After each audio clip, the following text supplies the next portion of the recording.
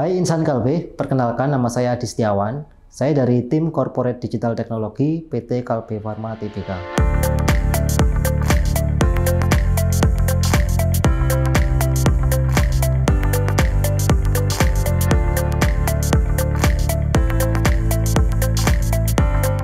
Oke, selama 11 bulan ini saya menjadi insan Kalbe. Banyak sekali hal-hal yang istilahnya berdampak baik gitu buat saya, karena di sini saya juga difasilitasi dengan baik kayak gitu, dan dari sisi Kalbe juga sangat welcome sekali. Bahkan untuk hal-hal yang sebenarnya itu dilakukan secara offline, saya diizinkan untuk bergabung secara online kayak gitu. Jadi mereka bahkan menyiapkan suatu layar besar, mic atau apapun ketika meeting bersama kayak gitu, dan ya tidak ada yang istilahnya tuh membeda-bedakan gitu ya. Jadi semuanya sangat welcome, dan bahkan dari pihak atasan pun juga sangat welcome sekali, membantu saya dalam berbagai hal. Ketika saya tidak bisa melakukan sesuatu task, misalkan saya bertanya, dan dari jawaban yang diberikan juga sangat bagus, sangat mendukung, sangat membangun. Jadi ya di sini sebenarnya sangat suportif ya, baik itu untuk non difabel ataupun difabel. Jadi ya welcome sih kalau dari pengalaman saya sejauh ini, dan rasanya nyaman sih gitu di sini. Jadi ya nggak ada masalah yang cukup berarti sih sebenarnya. Jadi semuanya udah lancar seperti itu. Selama saya bekerja di Kalbe, ya meskipun sebenarnya baru sebentar ya, tapi meskipun sebentar tersebut sudah banyak sekali hal-hal yang membuat saya berkesan. Salah satunya adalah waktu itu ketika bulan puasa ya, ketika bulan puasa kan ya hal yang normal ya, biasanya setiap divisi mengadakan acara buka bersama kayak gitu. Dan ya buka bersama kan biasanya dilakukan secara offline dengan berkumpul di suatu tempat, makan-makan bareng kayak gitu. Nah tapi dari pihak divisi gitu, mereka ini memberikan suatu treatment khusus gitu untuk saya yang bekerja secara remote dari Malang kayak gitu. Nah, treatment yang dilakukan adalah mereka itu mengajak saya serta-merta untuk bergabung melakukan buka puasa bersama kayak gitu, meskipun dilakukan secara online. Nah, bahkan yang agak membuat terharu, mereka itu juga memberikan atau memesankan makanan secara khusus buat saya agar sama-sama bisa buka puasa bersama gitu, meskipun berada di waktu atau di tempat yang berbeda gitu, tapi bisa buka bersama secara online dengan makan di depan laptop seperti itu. Tapi mereka di sana membawa kamera juga. Nah itu kan satu hal yang sebenarnya waktu itu sempat bikin terharu sih, karena mereka sampai repot-repot seperti itu membawa kamera ke restoran kayak gitu demi bisa saling ngobrol-ngobrol secara langsung di sananya kayak gitu. Nah itu kan suatu hal yang sebenarnya agak sulit ya dilakukan, dan mungkin banyak yang nggak kepikiran juga, tapi ya itu sangat berkesan sih waktu itu buat saya kayak gitu.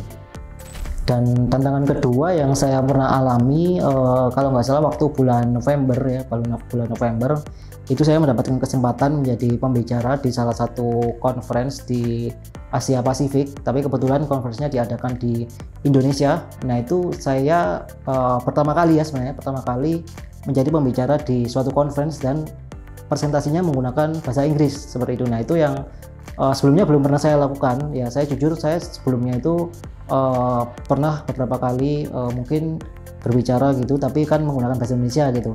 Nah tapi kalau misalkan menggunakan bahasa Inggris itu pertama kali. Nah itu sebenarnya juga hal-hal yang baru buat saya, dan menurut saya itu cukup challenging ya, karena banyak hal yang sebenarnya harus dipersiapkan, dan banyak hal juga yang harus saya pelajari, seperti gimana caranya berkomunikasi atau menggunakan bahasa Inggris yang baik dan benar. Karena kalau casual ya mungkin bisa-bisa aja secara casual, bahkan mungkin terkesan kasar, tapi kalau misalkan di audiens yang secara formal, nah itu mungkin yang masih banyak yang harus saya pelajari, masih banyak hal yang perlu saya pelajari, dan saya istilahnya eksplorasi lebih lanjut seperti itu.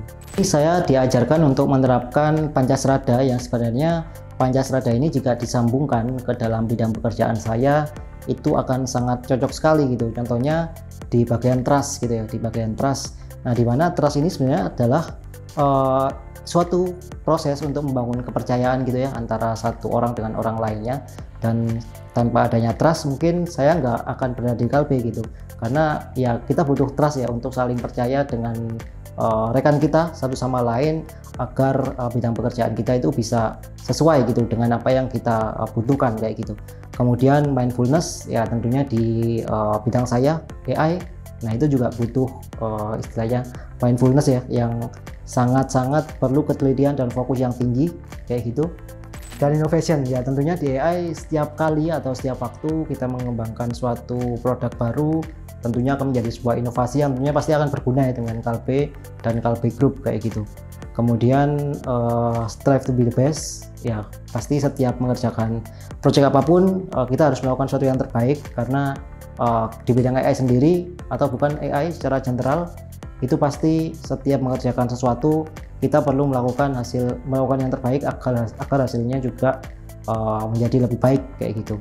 Dan yang terakhir ada interconnected kayak gitu. Nah itu juga salah satu hal yang apa ya istilahnya cocok gitu dengan bidang pekerjaan saat ini, dimana seringkali saya juga sering bekerja sama dan berkolaborasi dengan teman-teman di SBU kayak gitu. Nah itu kan sebenarnya juga butuh ya interconnected gitu ya, atau bekerja sama berkolaborasi secara langsung, dan itu juga ya dijunjung tinggi sih di sini kayak gitu.